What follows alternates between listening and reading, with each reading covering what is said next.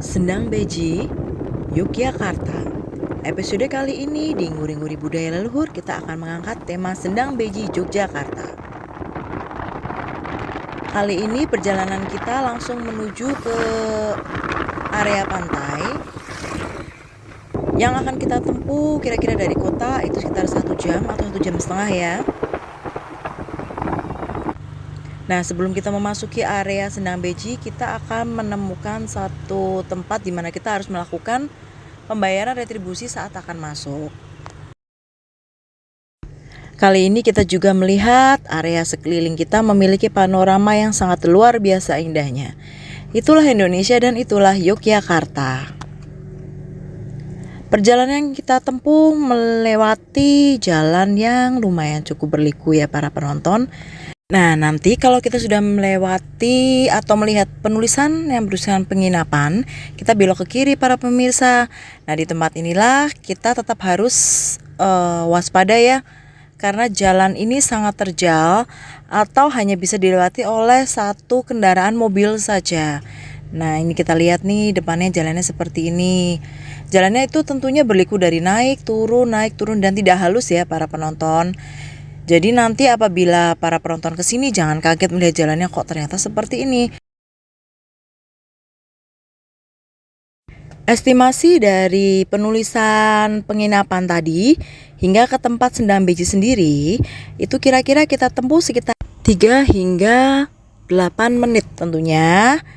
Bagi para pemirsa diingatkan sekali lagi harap berhati-hati ketika menempuh perjalanan di sini ya.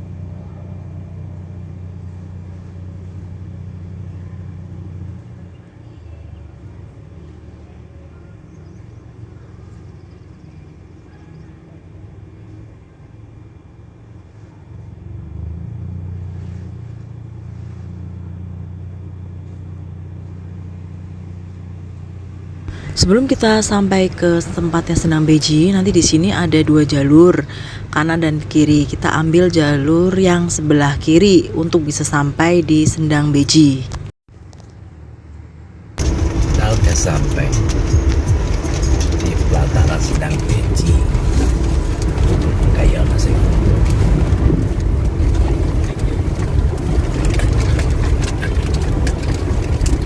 Grok.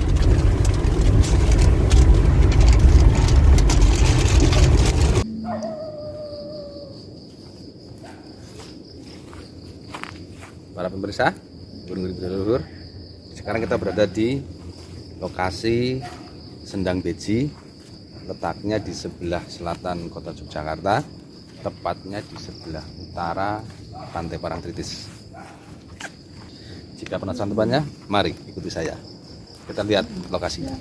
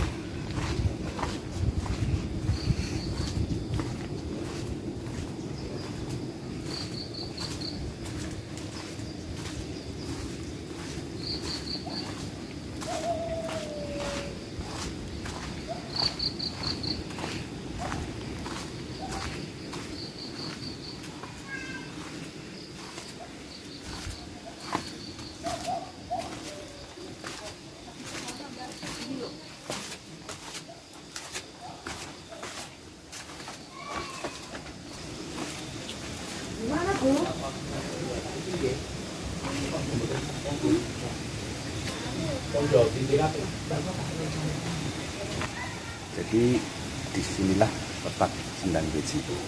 kebetulan di sana ada yang sedang melakukan ritual. Kalau dilihat dari bajunya, kelihatannya mereka beragama Hindu dan orang Bali.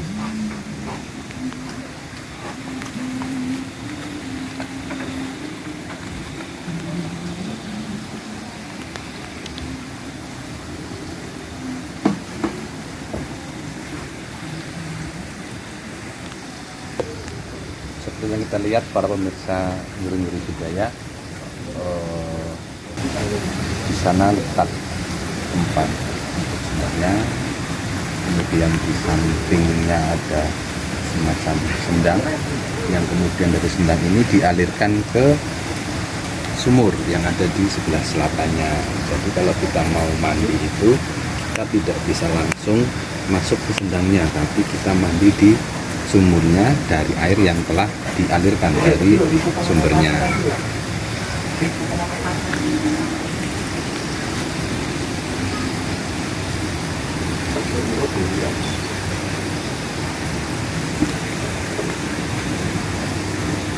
Bisa kita lihat para pemirsa, kita akan turun ke bawah untuk melihat lebih dekat seperti apa suasana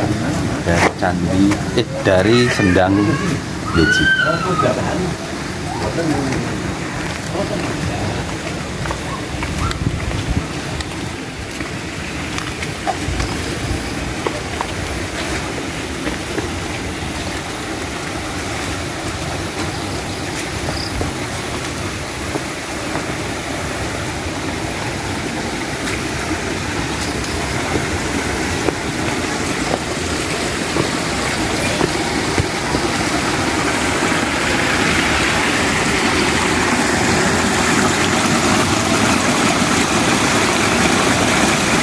Jadi kurang lebih seperti inilah gambaran dekat dari Sendang Beji. Ya.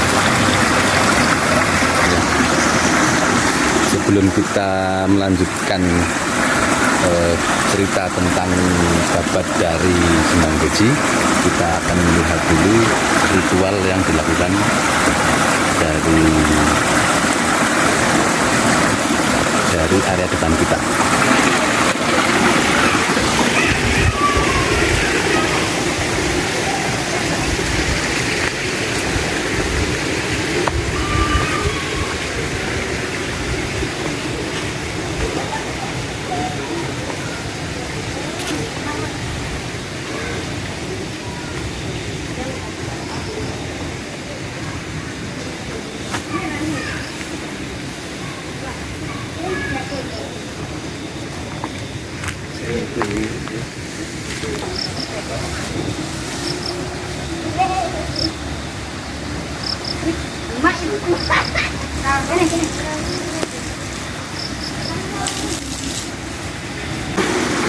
Jadi kita sudah melihat tadi sepintas dari beberapa orang yang telah melakukan ritual sembahyang di Sendang Beji. Kita akan melanjutkan lagi tentang babat dari Sendang Beji itu sendiri. Jadi bisa dijelaskan bahwa ada dua versi mengenai babat dari Sendang Beji itu sendiri. Versi yang pertama, konon katanya Dewi Rosowulan ketika dia akan kembali ke Kahyangan, dia disuruh mandi dulu di Sendang Beji. Nah, setelah dia mandi, dia akan naik ke Kahyangan. Dia ditolak di Kahyangan dengan alasan bahwasanya dia telah menikah dengan manusia. Nah, sedangkan Dewi Rosowulan ini konon katanya juga dia dari bangsa Jin. Nah, karena dia ditolak, akhirnya dia disuruh menunggu pantai selatan, yang akhirnya berganti nama menjadi Yang Ratu itu. Nah, versi yang kedua, dulu ada seorang petapa bernama Syekh Maulana Mahdi. Dia bertapa di Sendang ini. Dia mendapat godaan dari 7 bidadari. Karena saking tidak kuatnya, akhirnya dia sampai meneteskan air maninya yang jatuh di Sendang ini. Nah, dari air mani tersebut dia menimbulkan berubah menjadi buah keris yang bernama keris sengkelat. Kira-kira seperti itu. Entar benar dan tidaknya kita kembalikan dulu kepada para pemirsa. Silahkan bagaimana menilainya. Setelah ini kita akan melihat tempat pemandiannya, di mana air dari Sendang ini dialirkan ke masing-masing sumur yang ada di sebelah selatan dari Sendang ini. Untuk lebih sebelum kita ke sana, jangan lupa untuk subscribe, like, komen, dan share supaya channel ini terus bisa berkembang. Oke? Mari kita cek ke bawah bagaimana situasinya.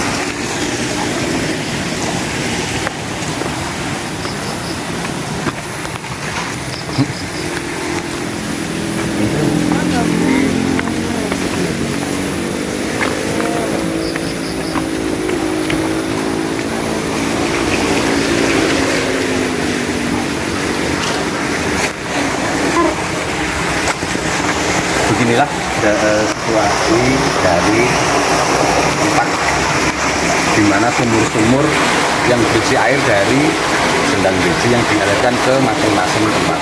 Bisa kita lihat seperti apa.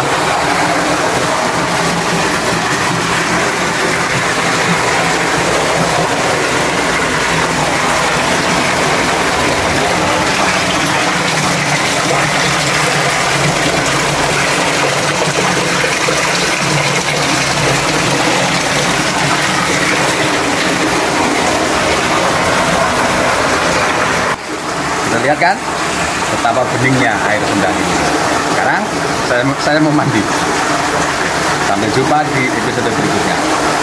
Dah.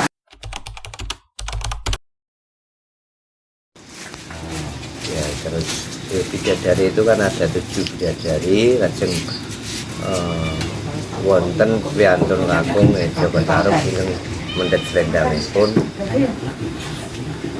Terus Dewi Nawang Wulan menika dipun pendhet slendang mboten saged bali kayangan. Tinggal di sama Jawa Tarup. Terus mempunyai keturunan yang diberi nama Dewi Nawangsih. Besarnya dititipkan dengan Eyang Syekh Maulana Mahdi untuk dibimbing. Mungkin sampai sekarang nggak tahu, itu udah Allah-Allah. Kita sebagai manusia coba apa ya, setelah nguri-uri sejarah dari nenek.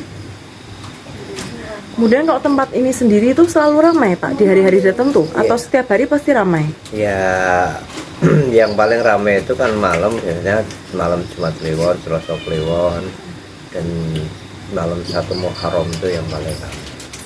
Kalau hari-hari biasa ada, cuma sedikit. Kemudian di situ Pak juga tadi kami melihat ada tempat untuk sembayangan agama Hindu ya Pak nggih? Ya. Nggih. Kebetulan dari umat Hindu yang berada di Jogja itu ke sini, terus mungkin sembahyang di sini nyambung terus meminta izin untuk dibikinkan pura untuk tempat sembahyangan umat Hindu. Untuk pura ini sudah baru atau sudah lama Pak? Ya, itu 2004-2005 lah, sekitar itu. 2004-2005. Berarti setiap hari-hari tertentu juga di sini untuk pura selalu dipakai ya Pak ya? Ya, itu dari hari kayak ini kan Purnama katanya, hari apa kurang tahu. Kalau hari besar umat Hindu saya kurang tahu. Yang jelas itu umat Hindu itu kalau kesini mungkin Purnama, yang jelas kalau Purnama, dan hari-hari besar umat Hindu yang jelas kurang tahu. Pak, mungkin itu aja Pak informasi yang Oke. sudah cukup jelas. Terima kasih ya Pak ya. Ya, Mbak.